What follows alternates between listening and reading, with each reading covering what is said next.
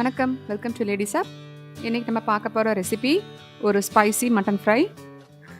இதோட preparation method வந்து ரொம்ப சிம்பிளாக தான் இருக்கும், ஆனால் டேஸ்ட் ரொம்ப பக்காவாக இருக்கும். இப்போ இந்த ரெசிபி எப்படி செய்யுதுன்னு சொல்லி பார்த்துடலாம். இந்த ஸ்பைசி மட்டன் கறி செய்யறதுக்கு தேவையான பொருட்கள் பார்த்துடலாம். பெரிய வெங்காயம், 2 பெரிய வெங்காயம், இது நல்லா ஃபைனாக சாப் பண்ணி வச்சுக்கோங்க. தக்காளி, 1 தக்காளி. தக்காளி வந்து கம்மியாக தான் சேர்க்கணும், இல்லை புளிப்பு அதிகமாக இருக்கும். இதையும் நல்லா ஃபைனாக கட் பண்ணி வச்சுக்கோங்க. 2 பச்சை மிளகாய், இதை நான் கீறி வச்சுருக்கேன். இஞ்சி பூண்டு விழுது ஒரு 2 டேபிள் ஸ்பூன். சோம்புத்தூள் ஒரு 2 டீஸ்பூன். இதை நான் வந்து வறுத்து அதை அம்மியில் பவுடர் பண்ணி வச்சுருக்கேன். நான் அதை மிளகுத்தூள் ஒரு 1 டீஸ்பூன். மிளகாய்த்தூள் ஒரு 2 டீஸ்பூன். நான் வந்து குழம்பு மிளகாய்த்தூளும் காஷ்மீரி சில்லியும் 2 மிக்ஸ் பண்ணி வச்சுருக்கேன், கொஞ்சம் கலருக்காக. நீங்கள் நார்மலாக எது யூஸ் பண்ணீங்களோ அந்த மிளகாய்த்தூளையும் சேர்த்துக்காங்க. மட்டன் வந்து வேக வச்ச மட்டன், இது 1/2 கிலோ. இதில் கரம் மசாலா தூள் ஒரு 1/2 டீஸ்பூன் எடுத்துக்கலாம். நான் வந்து இந்த மட்டன் வேக வைக்கிறதுக்கு வந்து இஞ்சி பூண்டு விழுதுலாம் எதுவுமே சேர்க்கல, அப்படி வெறும்னே ப்ளைனாக தான் வேக வச்சுருக்கேன். இப்போ நான் மட்டன் கறி செய்யறதுக்கு ஒரு மண் சட்டி கடாய் வச்சுருக்கேன். அதில் நல்லெண்ணெய் விட்டுருக்கேன். ஃபஸ்ட்டு நம்ம இதை சாப் பண்ண ஆனியன் சேர்த்துடலாம்.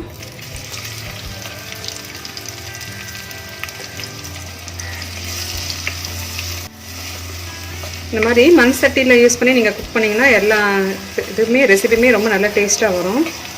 நீங்கள் ட்ரை பண்ணி பாருங்கள்.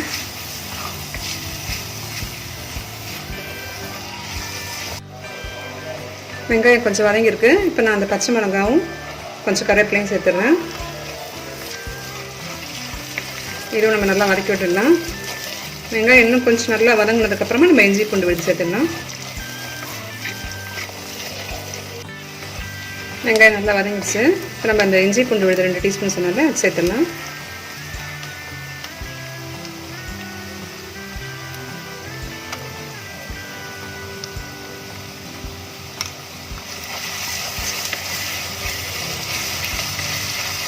இது கொஞ்சம் நல்லா வதங்கட்டும். இஞ்சி பூண்டு விழுதோட பச்சை வாசனைலாம் போகணும்.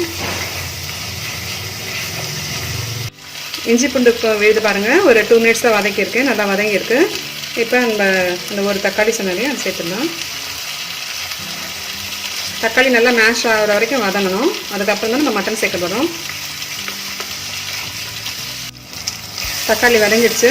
இப்போ நம்ம இந்த வேக வச்ச மட்டனை சேர்த்துடலாம்.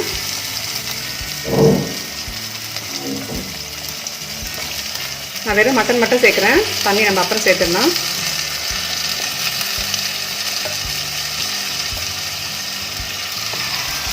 இது நல்லா கலரி விட்டுக்கோங்க.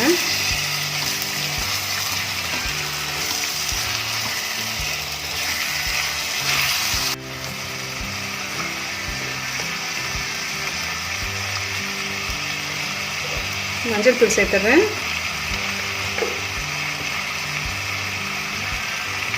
மிளகாத்தூளும் சேர்த்துடலாம்.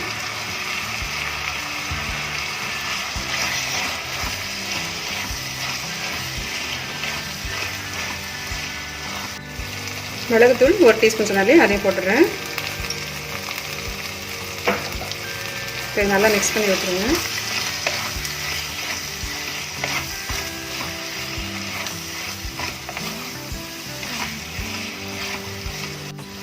மட்டனை வந்து வேக வைக்காமல் டைரெக்டாகவும் அப்படியே வதக்கிட்டு இதுக்கப்புறமா கூட நம்ம வேக வைக்கலாம்.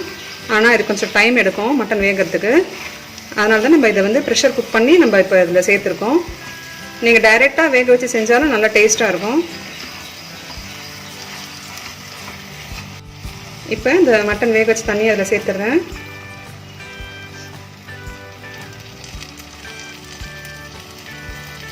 இப்போ இந்த மட்டனுக்கு தேவையான அளவு உப்பு சேர்த்துட்றேன். நான் கல் உப்பு தான் சேர்க்குறேன். இப்போ தண்ணி இருக்கிறதுனால இப்போ அது கரைஞ்சிரும்.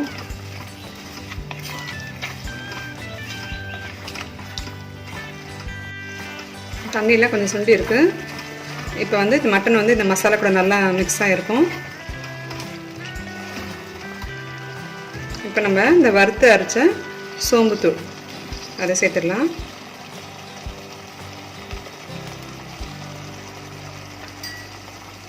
அரை டீஸ்பூன் கரம் மசாலா தூள் சொன்னாலே அதையும் போட்டுடுறேன்.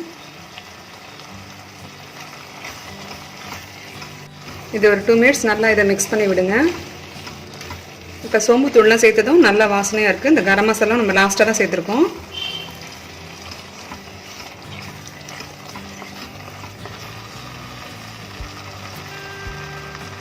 ஃபைனலாக இந்த பொடியை கட் பண்ணி வச்சுருக்கோம் இல்லையா, அந்த கொத்தமல்லி சேர்த்து இறக்கிடலாம்.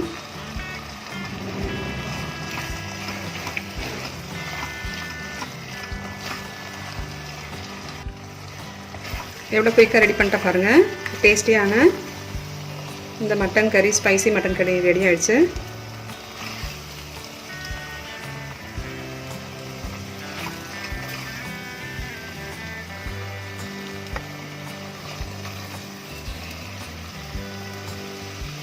என்வி விரும்பி சாப்பிட்றவங்களுக்குலாம் இந்த ஸ்பைசி மட்டன் கறி ரொம்பவே பிடிக்கும். ஸோ கண்டிப்பாக நீங்களும் ட்ரை பண்ணி பாருங்கள் அண்ட் உங்கள் வேல்யூபிள் கமெண்ட்ஸ் கொடுங்க. தேங்க்ஸ் ஃபார் வாட்சிங். இந்த வீடியோ உங்களுக்கு பிடிச்சிருந்தால் லைக் பண்ணுங்கள், ஷேர் பண்ணுங்கள், மறக்காமல் சப்ஸ்கிரைப் பண்ணுங்கள்.